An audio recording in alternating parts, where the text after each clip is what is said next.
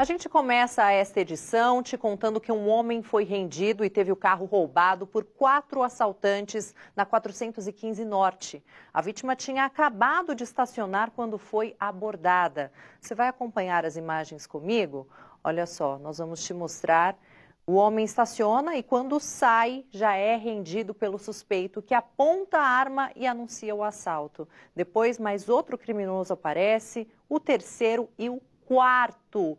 4 assaltantes, olha só, ele levantou a mão, né, mostrando que tudo bem, eles podiam levar o carro, ficou ali parado ainda um pouco do lado do veículo, enquanto os ladrões fugiram levando o carro desse homem.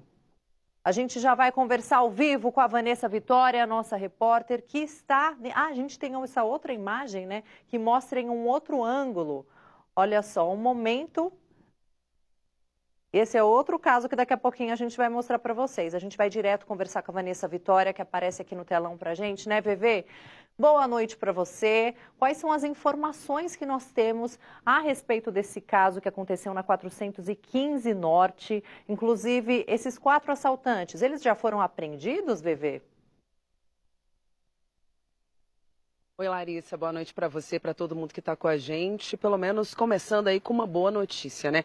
A imagem que você narrou, descreveu, é chocante. Um registro de câmeras de segurança da 415 Norte mostra esse homem atônito ali. Ele fica até sem reação, ele fica pasmo, ele fica parado, ele fica sem acreditar que em questão de segundos, porque o registro da câmera é de 7 horas e 12 minutos. Então, em segundos, quando vira para 7h13, já surgem os 4 e levam o carro. Mas a boa notícia é que sim, esse carro foi recuperado pela Polícia Militar aqui do Distrito Federal e esses 4 que aparecem na imagem, eles são adolescentes. Sim, 4 adolescentes foram encontrados no Paranoá, ou seja, eles deslocaram da 415 Norte até a região do Paranoá, onde foram abordados pela Polícia Militar e um deles apontou essa arma aí, que na verdade é um simulacro. Apontou para a polícia, que não tinha como adivinhar que era um simulacro, e revidou a essa injusta agressão e acabou atingindo um destes adolescentes na perna. Mas sobre essa prisão eu converso agora com o comandante aqui da Asa Norte, o coronel Miquelo, e ele vai falar um pouquinho para a gente sobre como é que foi essa abordagem, se o dono desse veículo já tinha feito a comunicação e se a Polícia Militar estava rastreando essa placa, como é que eles foram localizados com essa velocidade. Boa noite, muito obrigada por nos receber aqui e contar um pouquinho dessa história para a gente, dessas apreensões aí desses garotos e desse recuperado esse veículo. Boa noite a todos. A gente tem um programa aqui na Asa Norte chamado Rede de Vizinhos Protegidos. São grupos de WhatsApp onde a gente recebe as demandas de emergência. Então colocaram no grupo, a gente rapidamente fez o cerco, viaturas nossas estavam no encalço desse carro e uma viatura nossa, uma outra viatura esperava em alguns pontos, tinham várias viaturas esperando em vários pontos. E a gente conseguiu interceptar ali perto da praia, em direção ao Paranoá. Esse carro ainda passou alguns minutos em fuga, depois ele bateu num balão, os 4 tentaram correr, um deles com a arma apontou para os policiais e foi alvejado na perna, passou por cirurgia, não corre risco de morte. Esse que foi alvejado tem 15 anos, o mais velho tem 17, tem um 16 e outro de 15. Não, gente, 15 anos, 15 anos. É assim, de deixar a gente de boca aberta. 15 anos, 16 e 17, já cometendo crime, já deixando as pessoas aí de cabelo em pé, digamos assim. Esse homem, ele fica atônito, ele sequer se move, ele fica estático. A reação dele é assim, meu Deus, o que aconteceu aqui? E a gente está falando de 4 adolescentes.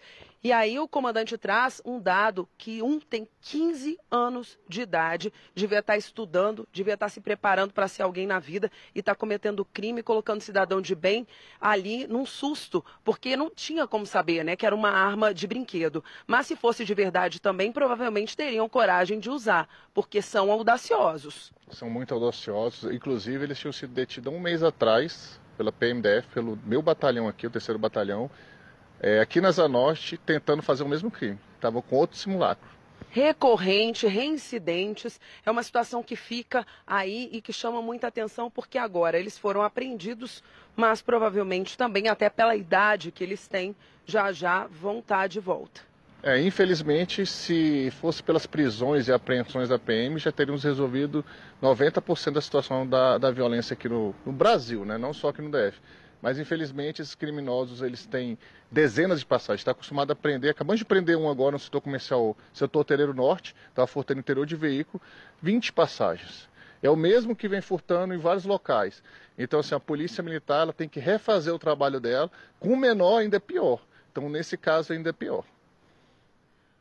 Olha só, Larissa, a gente tem, então, assim, até assim que o Michelo chegou para conversar com a gente sobre esse outro caso, ele trouxe esse que acabou de ter uma prisão, ele chegou, a gente está trabalhando muito, trabalhando pra caramba, acabou de ter essa prisão no setor hoteleiro, furtando o veículo, abrindo, né, esse criminoso, que o major, desculpa, que não é major, a gente tem nem de coronel, Michelo, a gente criou o hábito, né, uma pessoa muito querida da imprensa, por muitos anos a gente chamou de major, mas não, é o nosso comandante aqui da Asa Norte, então só fazendo essa correção, mas o ponto desse criminoso agora que 20 vezes aí, antigo conhecido, é aquele que abre o carro e que leva os pertences que estão ali dentro. Ele não leva o veículo, ele leva ali aquela bolsa que você às vezes esquece e coloca ali perto do banco, às vezes é uma blusa de frio que você deixa, às vezes, hoje em dia os sons são mais difíceis, né, os aparelhos, mas qualquer bem de valor que você deixa no carro, quando você chega não está mais lá, é o mão leve. É isso mesmo, então você não pode deixar nada dentro do carro, ainda mais com esses usuários de drogas aí espalhados pelas ruas, né? A polícia militar para abordar tem que ter uma fundada suspeita, tudo é difícil para a polícia militar trabalhar com essas pessoas, mas a gente consegue aí, a gente está trabalhando muito aqui no Asa Norte, como você disse, eu estou até dormindo muito pouco, mas a gente está conseguindo. Graças a Deus está reduzindo todos os índices criminais, dando resposta rápida quando acontece o crime, como nesse caso desses 4 adolescentes, como nesse caso agora no setor hoteleiro. E se Deus quiser, com a ajuda da imprensa, da população, da polícia, todos juntos a gente vai conseguir trazer tranquilidade aqui para a população da Asa Norte. Larissa, olha só, é importante isso, essa informação de redução de índices de criminalidade, eu acho que traz um pouco de respiro, né, para a população e justamente as pessoas que acabam ficando vulneráveis. É tudo muito rápido, né? Tem até aquela dica de parou, sai do carro e vai logo, mas ninguém consegue imaginar que é a próxima vítima. Exatamente, Bebê. Gostaria até de parabenizar, então, a Polícia Militar do Distrito Federal, comandante Michelo, né, por esse trabalho, e perguntar para ele qual que é a orientação, né, porque a gente acompanha em muitos casos em que a vítima é abordada assim que ela estaciona o carro. Qual que é a orientação realmente? Porque nessa imagem, se a gente conseguir rodar o Ilustra novamente, um dos suspeitos que está com a arma, né, em punho, ele sai por detrás do carro. E aí o outro vem, né, ali pela lateral, o outro vem do outro lado, ou seja, muito provavelmente eles estavam esperando essa oportunidade para anunciar o assalto, né? Qual que é a orientação do comandante, Bebê? Lari, muito boa a sua pergunta. Eu vou pedir para o comandante vir comigo aqui, o nosso repórter cinematográfico Angélio Damião também.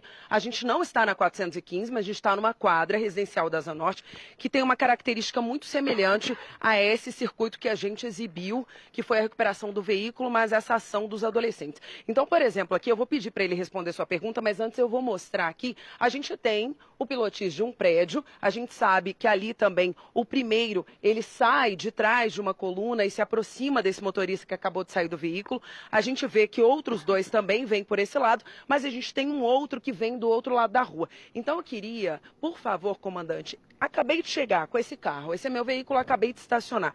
Estacionei aqui, eu não tenho muita visibilidade do que está do lado de lá. Olha só, eu não consigo prever, eu não consigo saber se tem alguém ali atrás de uma coluna aguardando. E eu não consigo, talvez, dependendo de como eu posicionei o meu carro, eu ainda consigo ver o que tem na minha frente. Mas qual seria a dica? Eu acabei de estacionar aqui, o que eu faço?